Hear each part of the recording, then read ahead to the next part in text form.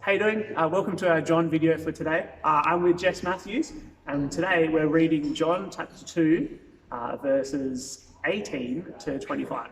And so I'm going to read for us together. Well, I'm going to read for us now.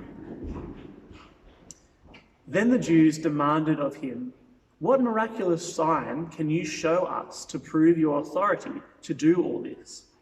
Jesus answered them, "Destroy this temple, and I will raise it again in 3 days."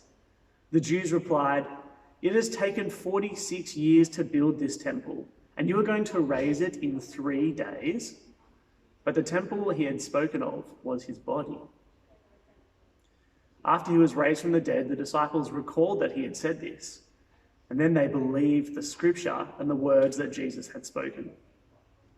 Now, while he was in Jerusalem at the Passover feast, many people saw the miraculous signs that he was doing and believed in his name. But Jesus would not entrust himself to them, for he knew all men.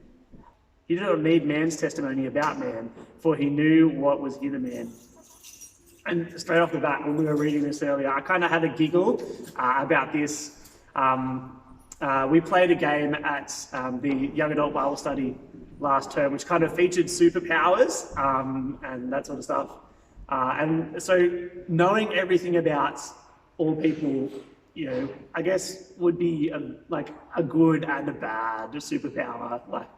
They're because it'd be interesting to know about people, but it would also kind of be a bit weird. So that was my light bulb. It was my first kind of thought coming off the passage.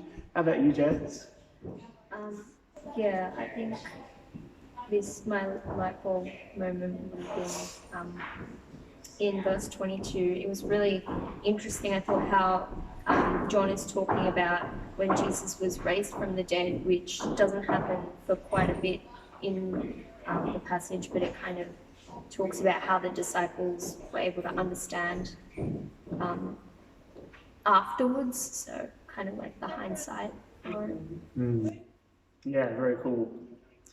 Yeah, it is awesome.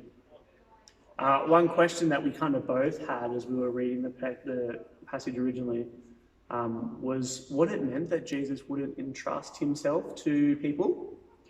And we talked about it, we sort of hashed it out, and I guess we came to the conclusion that people were following Jesus and were really keen on him doing all these cool signs and healing them. But Jesus knew that they actually weren't properly following him or had faith in him.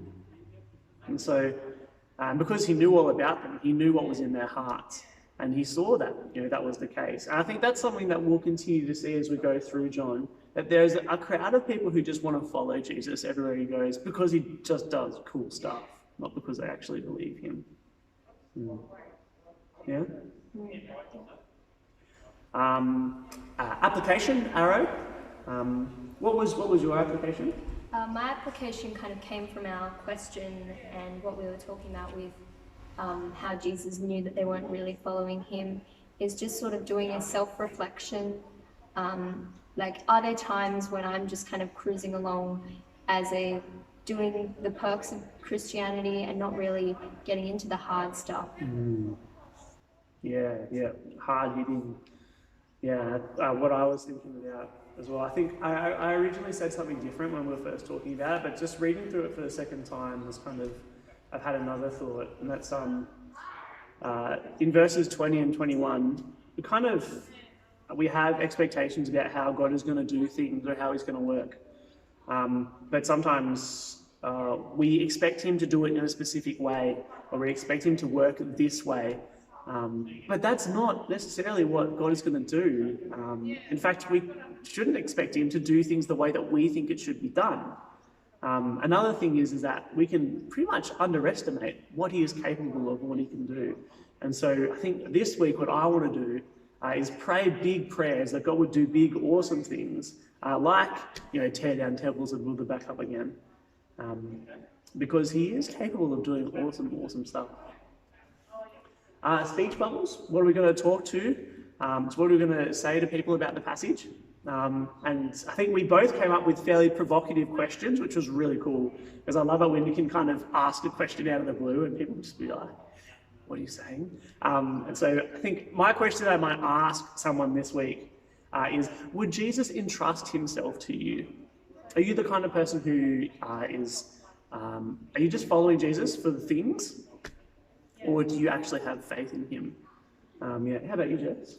Mine was asking someone, a believer, what is the biggest prayer that you've prayed, or the most trusting one where you've actually thought that God would be able to do something, or do you only pray really small prayers, not expecting that He's going to be able to do that much for you? Yeah, cool. Yeah, awesome. Hey, thanks for joining me today and reading this passage with me, Jess. It's been really cool. I've had a great time reading. And thanks for joining us as well. We'll put in the comments below what you thought from the passage. Really keen to hear from you as well. We're going to pray now again to finish off. So you can use this video, take it, share it with people, but pray as well if you've read with us. Pray through the things that you're thinking about. Grace and peace to you.